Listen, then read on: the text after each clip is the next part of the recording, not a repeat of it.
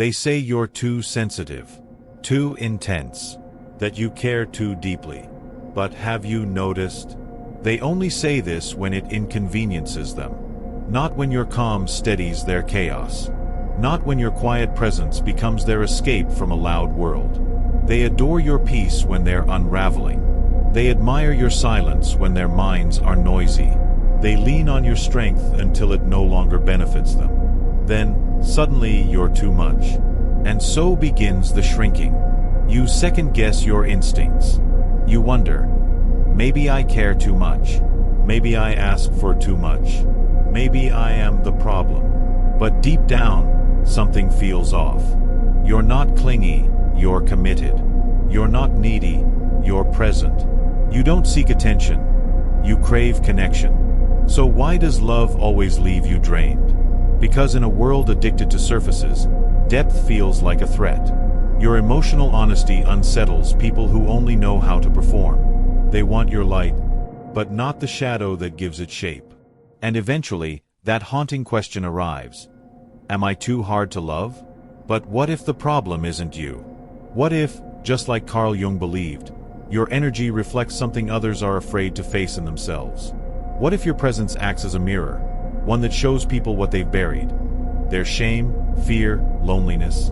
They don't reject you.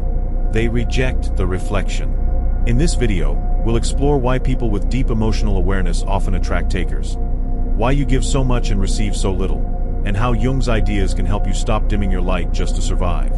If you've ever walked into a room and felt the mood shift without anyone speaking, if you've ever sensed a person's sadness beneath their smile, you already understand what Jung called psychic energy, not some mystical force, but the psychological fuel behind every interaction. Every word, emotion, decision, powered by energy. And you give more than most. Every time you listen without interrupting. Every time you feel someone's pain as if it's your own. Every time you forgive without an apology. You are spending it. And here's the dangerous part. Most people have no idea what they're taking. But the wrong ones, they do. They see your calm and consume it. They notice your compassion and exploit it. They find peace in your presence, but leave you feeling hollow. Jung believed psychic energy is sacred, not limitless, not replaceable, sacred. When you give endlessly to people who only take, you begin to hollow out, not dramatically but slowly. That's how emotional fatigue begins. The praise for being so understanding, the constant leaning, the trauma dumping, then silence, vanishing, ghosting, until the next crisis. It's not love, it's not friendship, it's consumption. Why do you attract people who take and vanish? Who make you feel like a healer until you need healing? Jung had a term for this: projection. People carry unresolved parts of themselves, their shadow, their grief, their guilt, their neediness. Instead of confronting it, they look for someone to carry it for them. And you're the perfect carrier. Not because you're weak, but because you're emotionally intelligent. You feel more. You understand more. And so, you absorb more. But here's what happens. You start to feel tired after every conversation. You feel guilt when setting a boundary. You feel like saying no is cruelty. It's not friendship.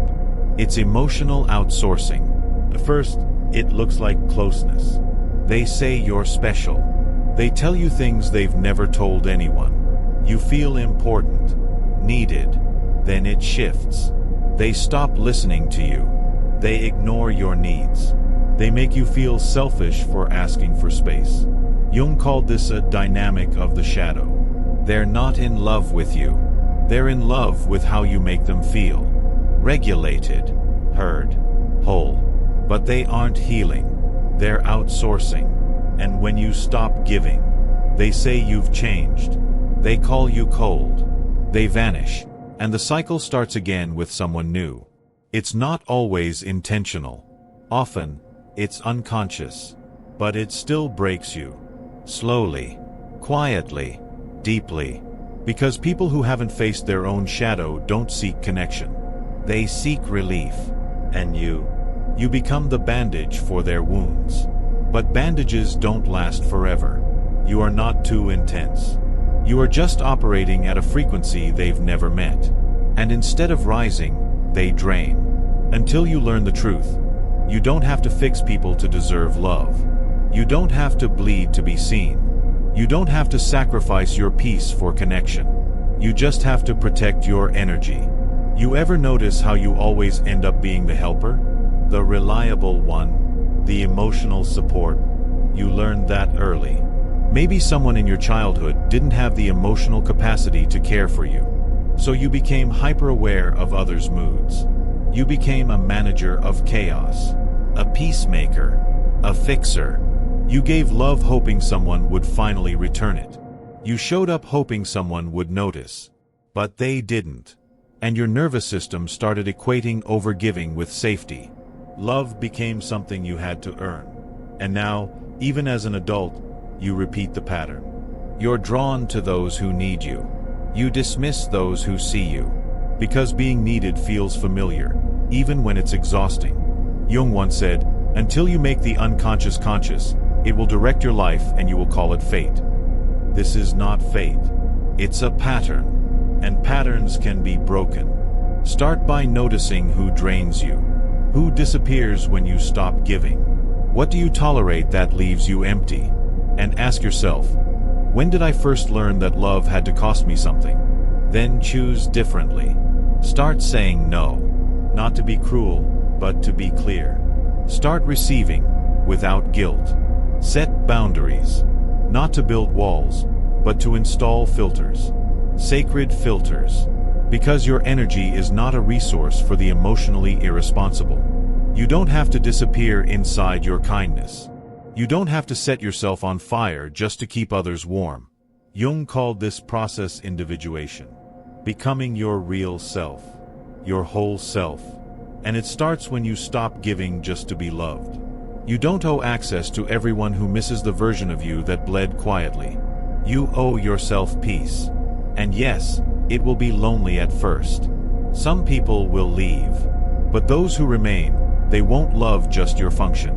They'll love your soul. Let that be the standard. The moment you say no and they vanish, that's not your loss.